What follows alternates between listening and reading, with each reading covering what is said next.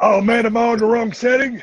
Hey, you're sideways on me. Hey, I'm just happy you're even on here though. You got it figured out. Man, I thought I needed to be vertical, so I'm sitting in this. I'm in my KRX 1000. Hang on, let me turn it sideways. Are you out there in your garage? I'm in my shop. Yeah, that's what I normally do too. The same stuff. Hey, now you're sideways. What's going on here? It's the first time I've ever done this. It's about my fourth time, so better.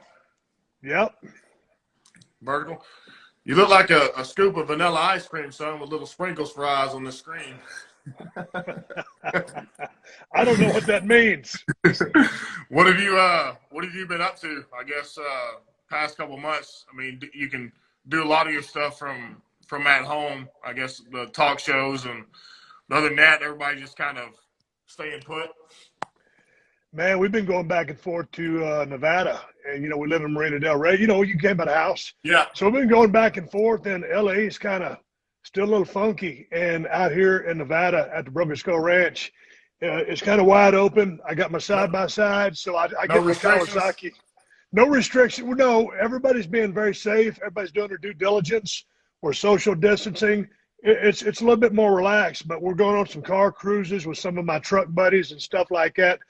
So we're being responsible, but it's with more space. It's a little more wide open.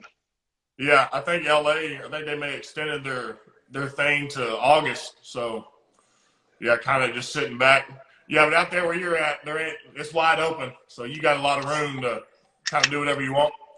You know, Everybody always tries to look for a silver lining in anything, and this is a bad situation all the way around because a lot of people are hurting from it, and a lot of people have lost loved ones. But I have been able to come out here.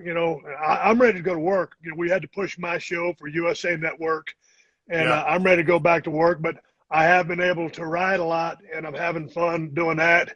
And I've had a lot of chance to crack open some Broken Skull IPA. So I think they said like 63% of the people have gained weight, and man, I've gained weight and not the good weight. So I've been working out, but I got to get my cardio back. And as soon as Yeah. I see a timeline on my show, then I'll back down to beer drinking and start getting into better shape.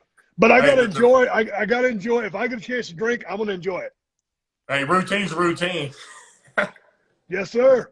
Yeah, no, we're kind of doing the same thing. Everything we're doing is virtual workout. So whatever we're doing, we put our phones in the corner of the room, and the coaches are, I guess, rep counting. So I guess it's a good way to keep up with us. But I guess from what we've been taught or told is, I think keep the schedule the same. I just think training camp may be done differently, and then with the games, I think it'll be totally different. But I think we may follow if baseball comes back, we may just do what they do as far as that's concerned. But not really a whole lot you can't control right now.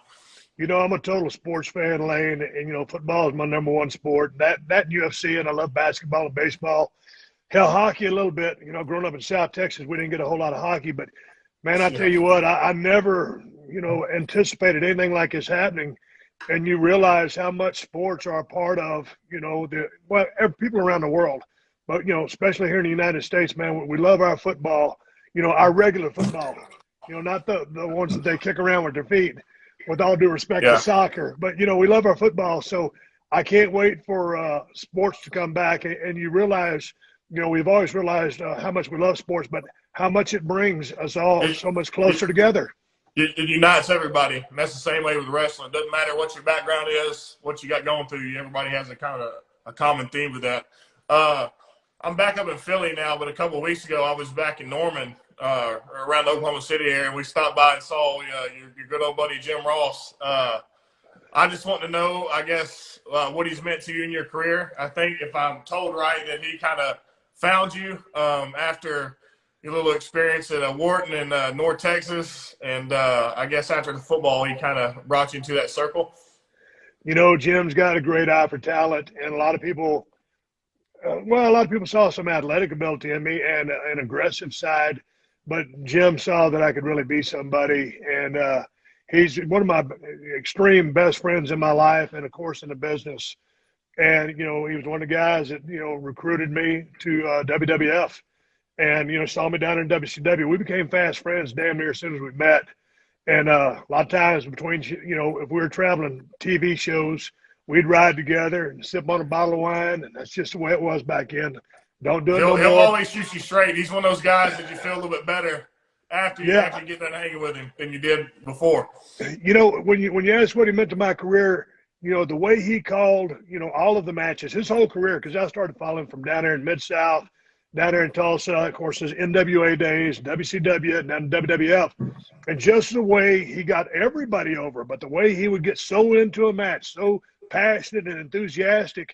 And then, when I came around, Lane, I was a different kind of a babyface when I turned at WrestleMania 13 with Bret Hart when we did that double turn. So, Jim Ross really knew how to kind of backhandedly or heap praise on me, and not a traditional white meat babyface way, because I was that guy in the gray area. So to answer your question, I love Jim Ross. He's one of my best friends, and I'm very, very thankful that he was around to call my matches with the other commentators. Jerry Lawler is awesome as well. Yeah. But Jim Ross really helped the Stone Cold character, as he's helped everybody's character.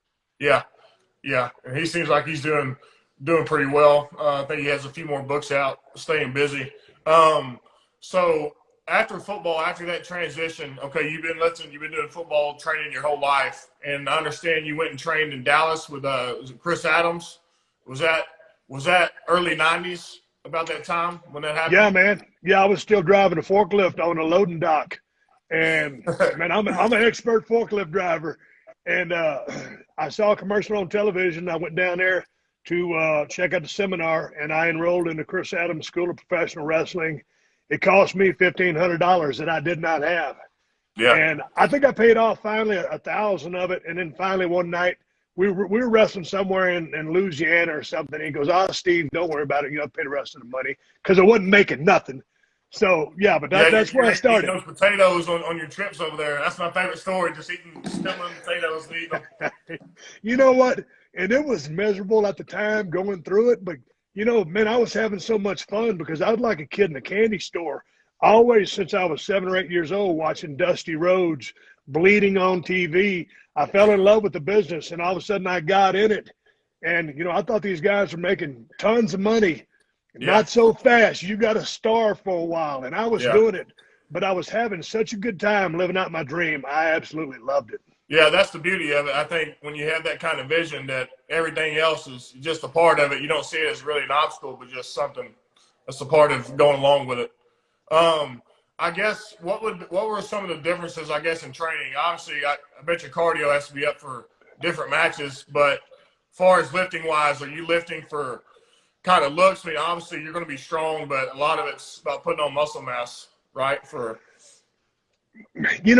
was just going through North Texas, Mean Green Eagles there in Denton, Texas. It was basically, we were strength training, for football, but in the off season, I've always kind of trained like a bodybuilder, and I've never considered myself a body guy, but that was my training style. So just trying to stay strong, not get hurt. You're taking such a pounding in the ring. I'll tell you what, football shape is one thing. Did you get a chance to watch The Last Dance? Yes. Yeah, I was about to talk about that a little bit. Okay, so, listen to Michael Jordan talk about being in baseball shape and then having to get into basketball shape, football shape, and wrestling shape, 2 different ball games. Because, that's how it was with me with football and then basketball. You think you're in shape and you get in that cold gym, start breathing in that air, and you find out pretty soon that you're not. Yeah, and once you get in that 20 by 20 ring or 18 by 18, whatever you're working, it's constant motion, and whether it's an aggressive streak from being on an offensive standpoint or defense in the way of selling, it's burst, and you're always doing something, and no one pays 10, 20, 40, 100, whatever ticket prices are to see some guy out of shape laying on a mat huffing and puffing. So, when I first came into the WWF, I'd come off a torn tricep, and I started working with Savio Vega, and he was such a great worker, and after about 2 months, Savio was old school, and he got my ass in shape. And once me and Savio started clicking together, I give him so much credit for getting me back in ring shape. And normally we either jerk the curtain or we might have been mid-card on the match. And once we got clicking, you weren't going to follow that match because we were working our ass off, and you couldn't blow me up. I was known as the guy that didn't blow up. Or if I The did blow up, workhorse. I'd work through it. Yeah. I bet just knowing you were in that shape, and whenever you got out there, you felt 10 foot tall and bulletproof. Just you could tell the difference. But a lot of times when you're coming off a little bit of a break and you might lose your confidence or you have a little ring rust, you go out there and all of a sudden that crowd can really, by the break of that glass or whatever your ring music is, the way that crowd makes you feel from a nervous energy standpoint, you can walk to the ring and get blowed up if you ain't used to it. So yeah, crowd psychology, or just the way your psychology processes the crowd information along with the physical activity, two things that go together, and you will blow up like that, and it's amazing. Yeah, I guess with that energy, the energy y'all created. Yeah, so I guess you like everybody else, you watched the Last Dance. I think my favorite part of the whole thing was Dennis Rodman just leaving the finals, leaving the practice, and going and doing the wrestling event. I didn't know if you had any idea what that was coming. I don't know how something like that would even take place, but I thought that was pretty damn funny. Well, I remember all that stuff going down because, I was writing the Monday Night Wars. And, hell, I remember, one of my, best friends is Diamond Dallas Page. And he was right there in the middle of all that. And of course, Hogan was, obviously. And I remember that going down. And we were all on the road. Back in the day, because we were competing, we'd set our VCRs. And whenever we got home, we'd watch their show. Record it. Yeah, that's how technology was. Yeah, but that's how it was. And I didn't know that Rodman had skipped a practice after game or whatever the deal was to go down there and be a part of that pay-per-view. But I thought it was freaking awesome. There's not too many people in the Bulls organization that thought it was cool, but I loved it. Yeah, how he snuck away. Yeah, and even doing the whole Vegas trip thing now, I'm just trying to think how you couldn't pull that one off nowadays. It's over. No, it's too much social media. Too much. Man, I remember watching, probably my favorite clip of yours ever, they brought Mike Tyson in, and you said, I like that line, he said, I respect what you've done inside the boxing ring. He said, but Jesus Christ, son, what you're stepping aside my ring, well, that's just something you just don't do. I think, yeah, so when you have an entertainer like that come in, do you have, I guess, maybe a week or so to kind of pre-game that or pre-plan that and kind of get that going? Or is it kind of just go with the flow? Man, it's kind of just go with the flow, a little bit of advance notice, because obviously, Mike Tyson, you're not just going to get him, on a whim. It's kind of something you got to set up. But, Vince didn't smarten us up, too far in advance. So I think I probably knew something about it, maybe 2 weeks before, or, they started talking about getting Mike in. But till something like that happens, you never really know if it is going to happen. Because, man, if you're in show business or pro wrestling, you don't believe anything until you see it. So talking about Mike Tyson is one thing. Getting him there is a whole different ball game. So, then on game day, on that night, you put everything together. You got some people working with you. But that was pretty much off the cuff, loosely scripted, and go out there and do it. And, boy, I tell you what, man, standing in the ring with Mike Tyson is amazing. And hey, his whole neck looks like he has about a 23-inch neck just sitting there. He had all his guys out there, and, boy, I stuck these middle fingers in his face. He didn't like that. He hauled off and, pushed me with both hands in the chest, and I flew back. And I tell you what, I don't think I was supposed to get a hold of Mike Tyson, and all my guys, Jerry Briscoe, those guys had me hogtied, man. They were, but I had to make it, look like I'm for a shoot trying to get back at Mike Tyson, and I was trying to get to him. That's how physical it was. They were having to hold my ass down because if I could have, I had to, or I would have killed the whole angle. But Mike Tyson, it was fun to hang around him because he has such an appreciation. He's such a fan of the business. Yeah. He's such a historian of the business. He knew more about the damn wrestling business than a lot of the guys in the locker room as far as history and stuff like that. So an absolute pleasure being in there with a guy like him. I really love Mike Tyson. Was it true? Did he call you Cold Stone Steve Austin a few times? There's been a lot of people that call me Cold Stone. and he's one for sure that will always do that. And you know, it is. Don't he realize he's doing it? Yeah. Hey, I realize it, and I'm halfway deaf. But you know, he gets caught up in the moment, and if he wants to call me Cold Stone, he can call me Cold Stone anytime he wants to. You're just gonna call him Iron Tyke Meissen. be the switch off. I'm gonna take you up on that. I'm telling you. So I guess you got inducted to the Hall of Fame. What year was that? Was that 09, 10? 2009, Houston, Texas, wasn't it? Yeah, Houston, Texas, I believe. 2009. So I guess, when you're in the middle of your career, all you can see is kind of, what's up next. You don't really get a time to reflect. But I guess what would be some of your favorite moments? I guess what did you appreciate most about the business? I could say, with sports, I guess it's relationships more than anything. Is that kind of your biggest takeaway from your career in wrestling and kind of where you're headed now? Man, I don't know. Man, that's a rough one right there. It was funny because you get in the business just because you love wrestling and you just want to be a wrestler. But then all of a sudden you start understanding what the business is. And then it's like, hey, I don't want to just be a wrestler. I want to be on top of the card. But you got to work your way to the top of the card. And then when you get there, and all of a sudden if you get a championship belt or a run on top where the money increases exponentially, it turns into a whole different ball game. And the stakes are higher and the drama's higher and everything's centered around you. And that's when, man, I was having fun when I was starving, but I was really having a lot of fun, being on top and going through all that. So to answer your question, I'll never forget, I was right there backstage when they showed that 5-minute package clip of when all the stuff that I'd done. And, when you're in it, like you are in the trenches of football, you don't think about the backside of it. And all of a sudden I'm looking at my career was just happened in the blink of an eye. And I was like, shit, you know what?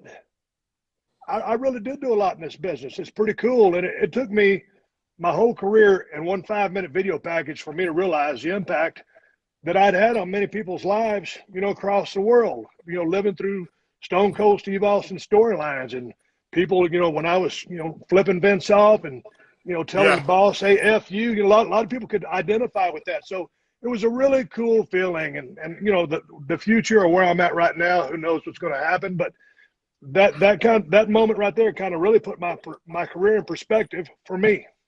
Yeah, that impact just keeps. I mean, you can't undo all that. That's the beauty of it.